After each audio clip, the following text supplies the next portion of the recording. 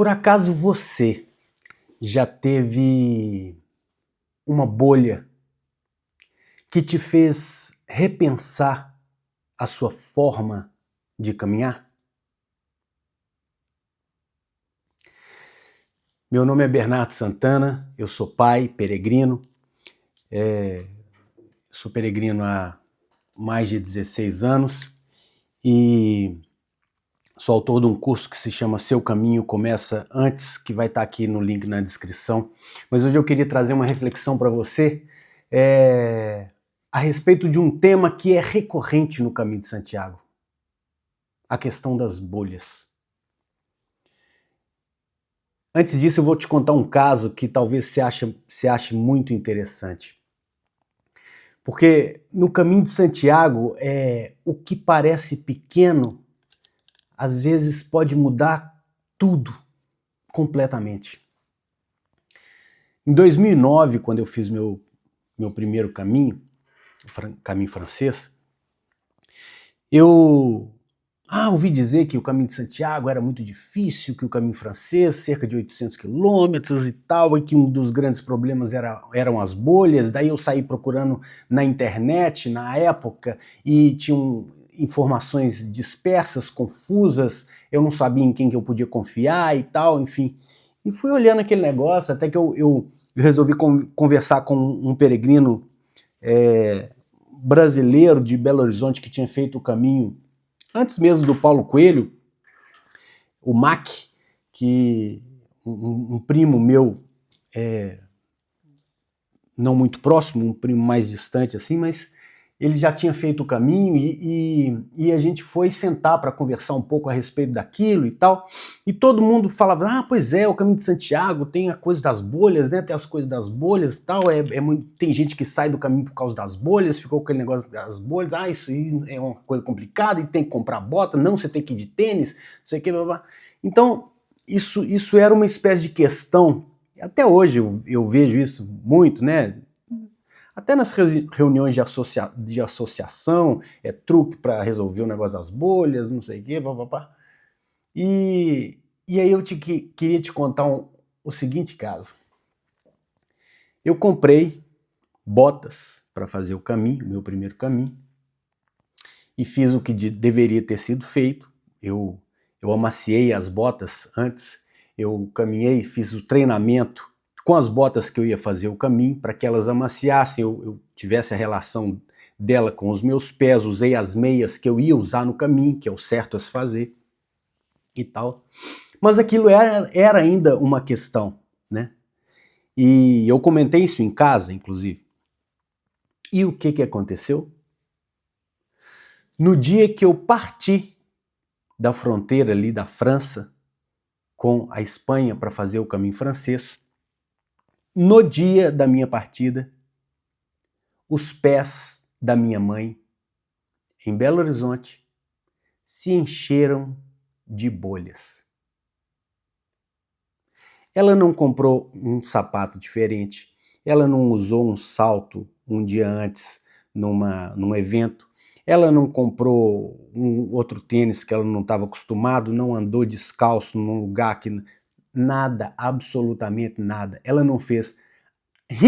Ela rigorosamente fez tudo o que ela fazia e usou exatamente tudo que ela usava, e os pés dela, no dia que eu comecei a caminhar, se encheram de bolhas.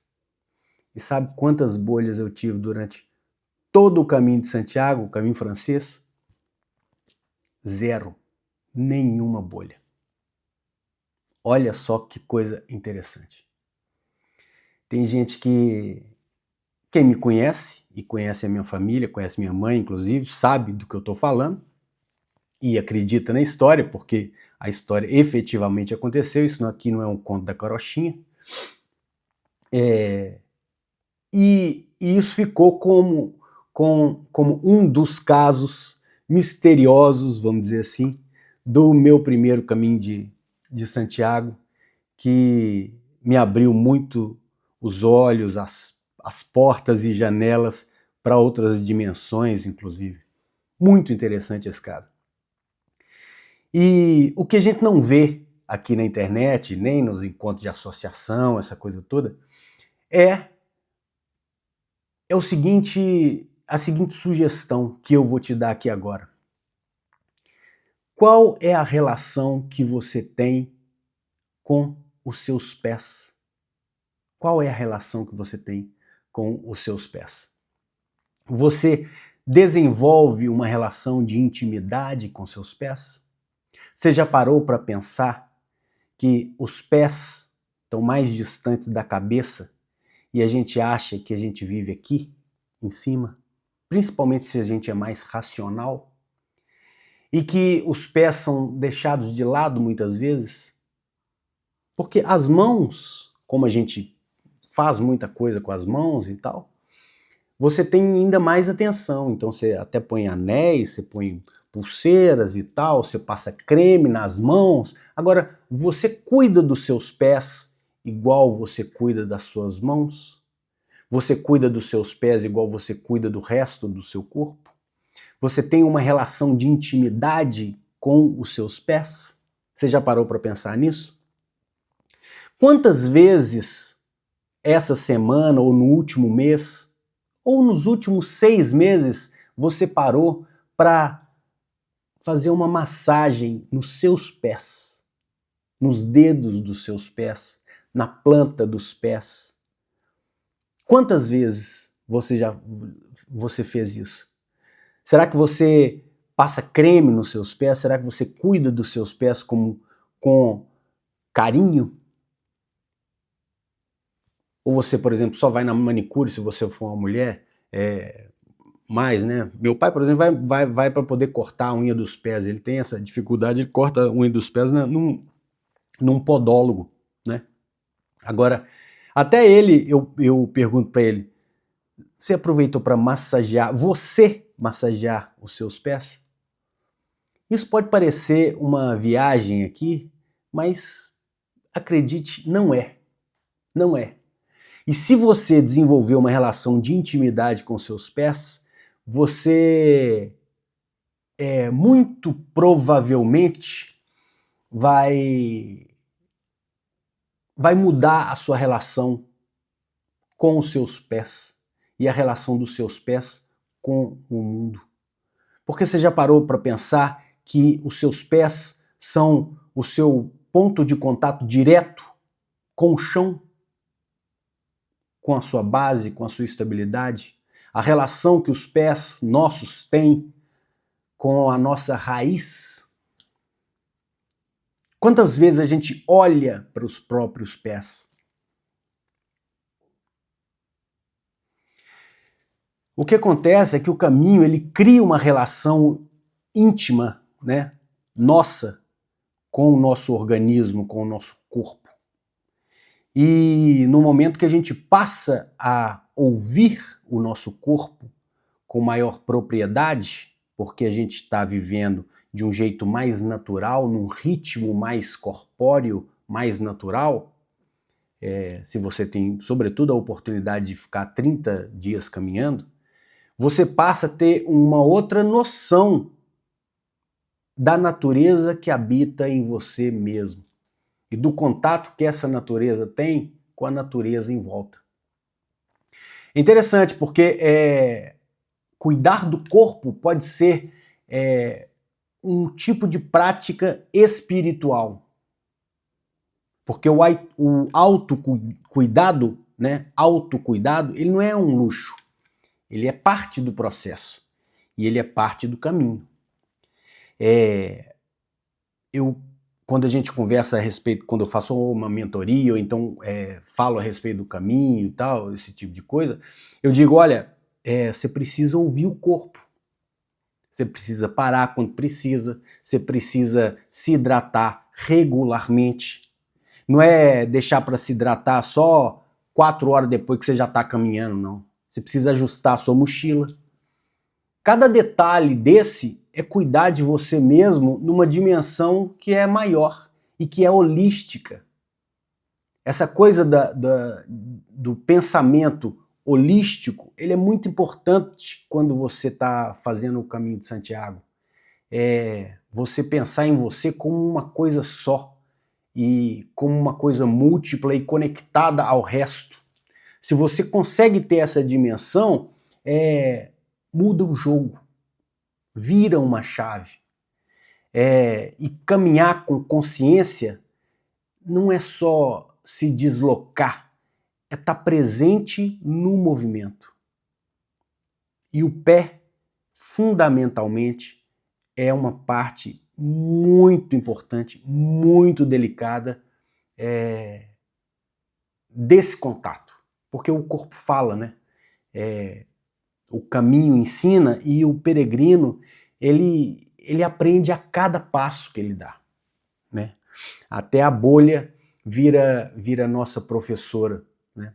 Para dizer, para, ou você está indo depressa demais, ou você está dando atenção para o que você precisa ouvir, ou precisa observar, precisa cuidar, né? Tem algo ali que pode estar sendo forçado, né, ou ignorado por você. Então a bolha pode ser um sinal justamente disso, né? Nesse meu primeiro caminho, eu sou escritor também, não sei se você sabe disso, mas nesse meu primeiro... Aliás, o meu blog, que tem no meu site hoje, ele tem no Blogspot, mas ele também tem no meu site hoje, eu tenho cerca de 800 textos a respeito do cotidiano e tal, não sei o que, e tem muitos textos sobre o caminho também. Um dos textos que eu escrevi em 2009 ainda, eu digo uma coisa que um amigo meu gosta muito, ele fala assim, ele até já citou isso para mim, é assim: minhas botas ficaram lisas de tanto carinho que fizeram no mundo, né? E por extensão, você pode pensar qual o tipo de carinho que os seus pés também fizeram. Eu fiz curso de Doin, para quem não sabe, o Doin é o shiatsu. Shiatsu todo mundo já ouviu falar, que é aquela massagem com os dedos, né? Igual tem a acupuntura, que é com a agulha, tem o shiatsu, que é com a pressão, né? E o Doin é o shiatsu em você mesmo.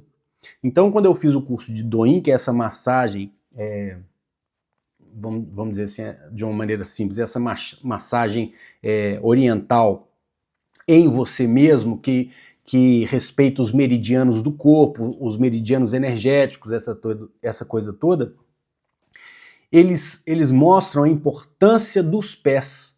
E tem inclusive um mapa que é mostrado quando você faz o curso de Doin, que você vê nos seus pés todos os órgãos do seu corpo.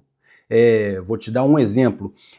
Essa curvinha do nosso pé, que a minha tem pouca curva porque eu tenho pé chato, essa curvinha do nosso pé representa a nossa coluna vertebral.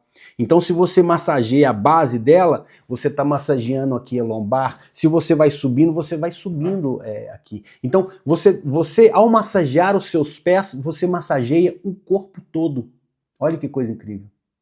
Através dos seus meridianos energéticos. Isso é muito interessante. Quando você não tem exatamente a consciência, por exemplo, se você não fez o curso de Doin e você não tem exatamente a consciência dos meridianos, qual que você tem que subir, qual que você tem que descer na hora de fazer massagem, no pé você não tem isso. Então você pode massagear tanto para um lado quanto para o outro, normalmente, e pressionando e fazendo movimentos circulares na sola toda dos pés, que você vai estar atingindo todo o seu corpo. Então, uma das formas de você fazer uma massagem no seu corpo inteiro é massagear a sola dos seus pés. Então, não minimize isso aqui que eu estou falando. O contato íntimo, próximo, pessoal, seu com a sola dos seus pés vai fazer com que você tenha outro tipo de experiência ao pisar no solo, ao caminhar, ao dar cada um dos seus passos. E é interessante, né? Eu pensei que a coisa da bolha, quando surgiu na minha mãe, né? Que tipo de mensagem ela podia estar querendo dar tanto para essa mãe que quer tirar todas as dificuldades do filho, quanto para mim que recebi esse tipo de mensagem, né? Assim, será que eu tô deixando para o outro o que eu tenho que resolver sozinho? Tudo isso tem algum sentido, né?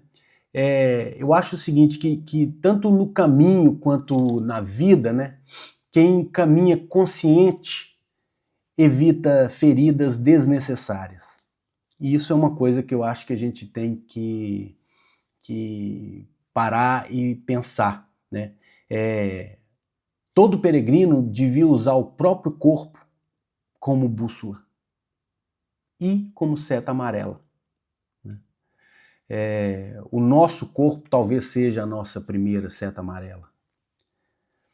No meu livro Eu Caminho, 2.500 quilômetros em busca de mim mesmo, do Vaticano a Santiago de Compostela em 88 dias, que eu escrevi desde 2013, venho escrevendo esse livro e eu lancei em 2019, né? Quando eu fiz a peregrinação de Shikoku, no Japão, eu lancei esse livro falando sobre essa caminhada de 2.500 quilômetros do Vaticano até Santiago. Tem uma frase que, vamos dizer, é a chave do livro, que termina o livro, que é o seguinte: qualquer distância se faz com 2 passos, o primeiro e o próximo. E eu vou deixar essa frase aqui como uma provocação, para que cada um pense o que significa esse primeiro passo e o que significa o próximo, né?